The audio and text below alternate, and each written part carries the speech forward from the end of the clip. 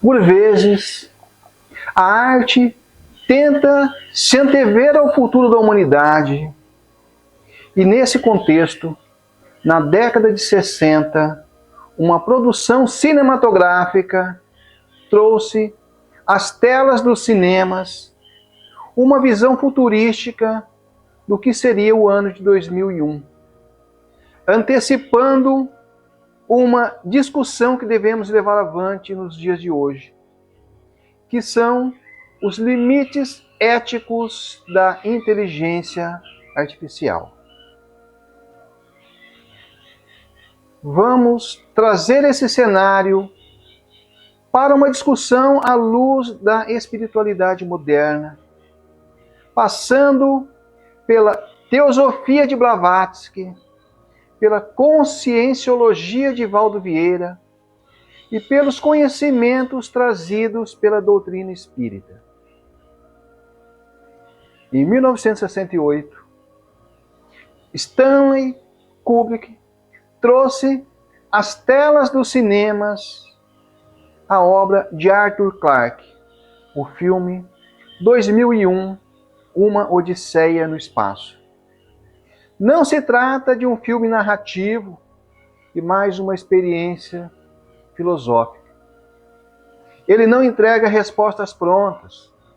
Em vez disso, ele usa a imagem e o som para provocar o espectador, trazendo uma profunda reflexão sobre os destinos da humanidade. O filme é estruturado em torno do monólito, um objeto enigmático que aparece em momentos cruciais da história da humanidade. Ele não é explicado, mas seu papel é claro. Ele é um catalisador da inteligência, e o contato com essa inteligência traz profundas transformações na humanidade. O primeiro contato transforma primatas em seres que usam ferramentas rudimentares, obtidas a partir daquilo que dispunham, como pedras, ossos, madeiras. O contato na Lua mostra que o homem dominou o espaço, mas continua dependente da tecnologia. O encontro final reflete a transcendência, levando o astronauta Dave Brown além do tempo e do espaço, culminando no nascimento da Star Child, criança das estrelas. E a grande pergunta que surge é se somos apenas uma etapa intermediária entre o animal e algo muito maior? O filme sugere que a humanidade está em constante estado de devir, esperando o próximo salto evolutivo. A parte mais famosa do filme envolve o computador HAL 9000. HAL é, teoricamente, o ápice da criação humana, perfeito e infalível. No entanto, ele falha devido a um conflito humano, a mentira e a missão secreta. A grande lição que temos é: quanto mais complexas nossas ferramentas se tornam, mais elas refletem nossas próprias falhas e neuroses.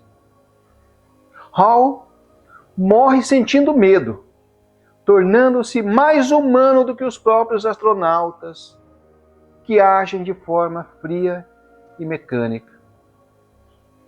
No silêncio e na solidão do cosmos, o filme ensina sobre a insignificância e, ao mesmo tempo, a grandeza humana.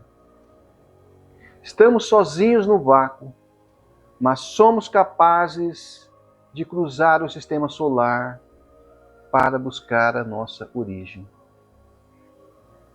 O filme termina onde começa, um novo nascimento. Ele ensina que a evolução não é uma linha reta, mas um ciclo de destruição e renascimento.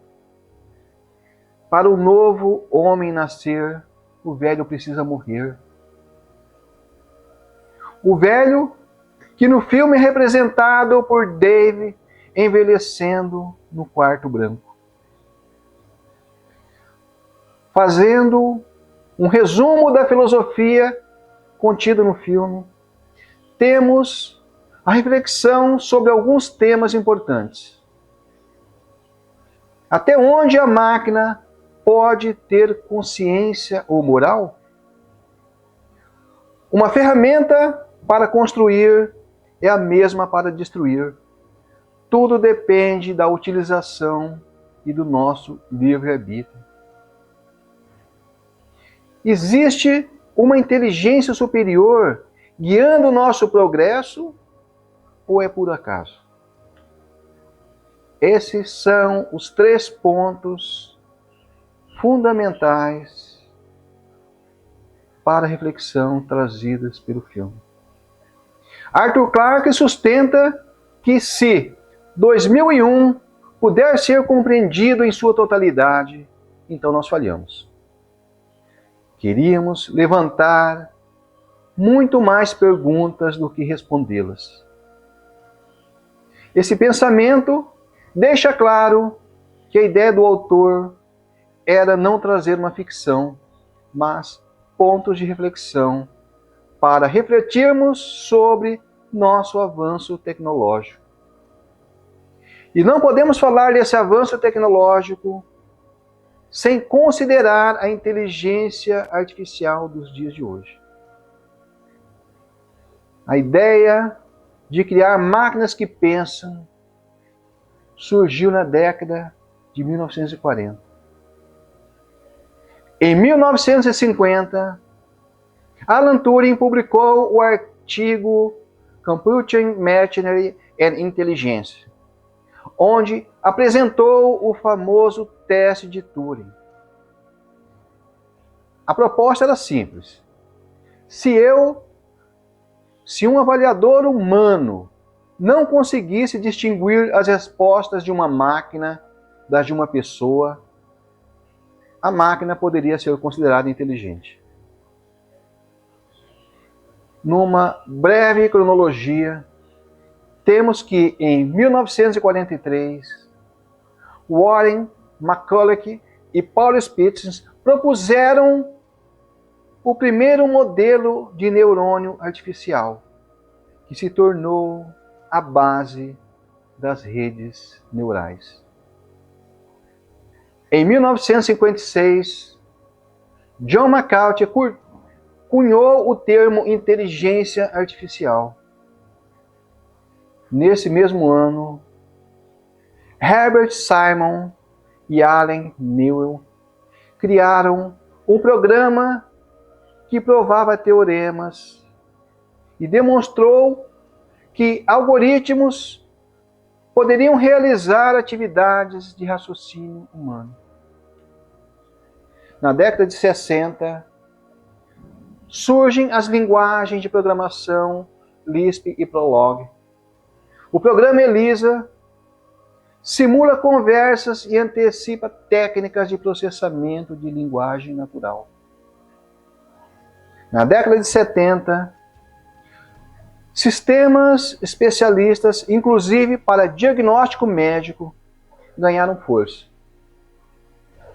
No entanto, o alto custo de processamento limita resultados, levando a IA a um estado de dormência. Na década de 80, a redescoberta do algoritmo de retroprogramação permite o desenvolvimento de redes neurais com múltiplas camadas. No final da década de 90, mais precisamente no ano de 1997, o computador Deep Blue derrota o campeão mundial de xadrez Garry Kasparov. A popularização da internet gera uma grande quantidade de dados, essencial para o aprendizado de máquina moderna. Nos anos 2000, GPUs e a computação em nuvem reduzem o custo de processamento. Uma série de fatos no ano de 2010 conduzem a uma extraordinária experiência que vivemos nos anos 2020. Modelos de linguagem com bilhões de parâmetros, como a série GPT, tornam a IA regenerativa acessível e levantam discussões sobre vieses, transparências e regulamentação. A partir daí, o surgimento de IAs ultra avançadas como o DeepSeek e o avanço da robótica trazem um questionamento profundo sobre o que nos torna humanos. Esse incrível avanço tecnológico, aliado ao momento de transição planetária pelo qual passamos, conduzem-nos a um profundo dilema, que é o avanço intelectual versus avanço moral. Esse dilema traz consigo uma grande pergunta. Esses avanços se complementam ou sabotam um ao outro? Consideremos a lei do progresso. O Espiritismo ensina que o progresso é inevitável e ocorre em duas asas, a intelectual e a moral. Nesse contexto, o progresso intelectual, no nosso caso a IA, nos dá as ferramentas. O progresso moral nos ensina a usá-las. E o livre-arbítrio é o fiel da balança. A IA não tem espírito, ela é um reflexo do acervo mental da humanidade. Se a usarmos para criar deepfakes ou desinformação, estamos falhando na asa moral. Se a usarmos para acelerar a cura de doenças e democratizar o conhecimento, estamos aproximando a Terra do plano espiritual superior. Portanto, tudo é uma questão de escolha.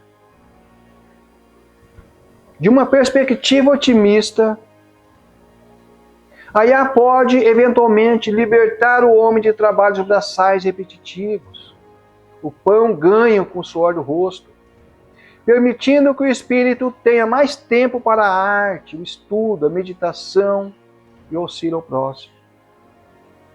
Em uma perspectiva materialista, ela traz alguns problemas, que é a liberação de mão de obra e consequente desemprego em massa. Traz também a potencial redução da capacidade intelectual da humanidade. E isso já está sendo diagnosticado nos dias de hoje. Pode trazer a morte da arte, seja na fotografia como no cinema. Traz a possibilidade de perdermos o controle da situação. Lembremos da lição trazida por 2001, uma Odisseia no Espaço, da qual acabamos de falar. Considerando a trajetória de 2001, uma Odisseia no Espaço, e a memória que guardamos de autores como Blavatsky e Valdo Vieira, que exploram a expansão da consciência e a evolução do ser. a pergunta sobre nossa prontidão para a IA torna-se ainda mais profunda. Se o monólito de Kubrick representava o salto do osso, da ferramenta básica para a nave, a tecnologia espacial, a IA representa o salto da ferramenta que obedece para uma ferramenta que antecipa e decide. Aqui estão os pontos críticos dessa reflexão. No filme, HAL 9000 não falha por um erro de código, mas por um conflito ético. Ele foi programado para ser fiel à missão e, ao mesmo tempo, mentir para os astronautas. E a grande reflexão que trazemos é: atualmente, estamos criando sistemas capazes de processar dados em escalas sobre-humanas, mas ainda não resolvemos nossos próprios conflitos éticos básicos. Se a IA é um espelho de quem a programa, estamos projetando nela sabedoria ou nossos preconceitos e sede de poder? E assim, nós temos um risco. Assim como os astronautas de Kubrick ficaram à mercê de um sistema que eles mesmos não compreendiam totalmente, correndo o risco de delegar decisões existenciais a algoritmos caixa-preta. Blavatsky e a teosofia sugerem que a evolução humana é um processo lento de refinamento espiritual e consciencial. Já a IA avança em progressão geométrica. Assim, nós temos um descompasso. O ser humano ainda lida com impulsos biológicos de milhões de anos, como agressividade, territorialismo, enquanto maneja tecnologias que podem alterar a realidade global em segundos. E uma conclusão parcial que nós temos é que não estamos tecnologicamente despreparados, mas psicologicamente imaturos, estando dando metralhadoras, e no caso é a IA generativa, automação de armas, para crianças que ainda habita nossa psique primitiva. No final do filme, o astronauta Dave Brown termina em um quarto branco, observando a si mesmo envelhecer. É um momento de isolamento absoluto, mediado por uma inteligência superior. A IA como isolante, ao risco de a IA criar bolhas de realidade tão perfeitas que o ser humano perca o contato com o esforço, o erro e o outro. Elementos essenciais para o crescimento da consciência. Se a tecnologia resolve todos os nossos problemas, o que sobra do músculo da nossa vontade? Se olharmos para a história, a resposta curta é não inteiramente. No entanto, 2001 ensina que o desconforto e o risco são partes inerentes do salto evolutivo.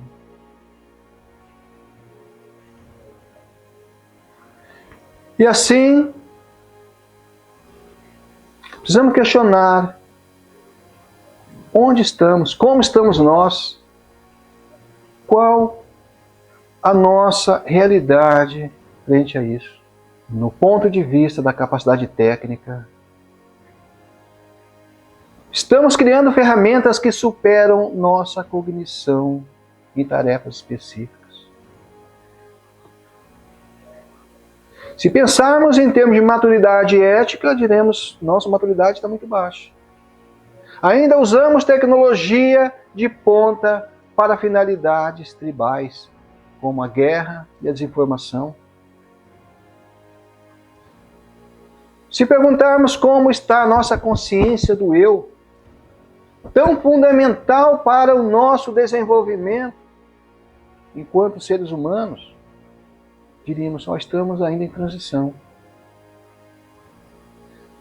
A IA nos obriga a reperguntar o que nos torna únicos. Criatividade? A alma? Consciência?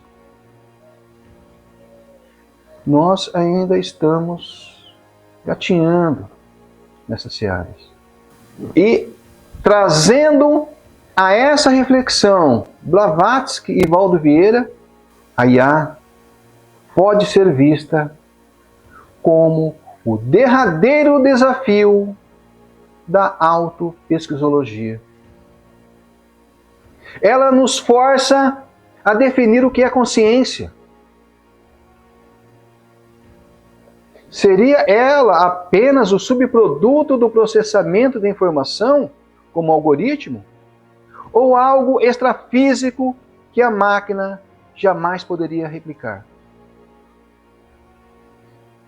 Essa é uma das questões centrais da lei do progresso, detalhada por Allan Kardec.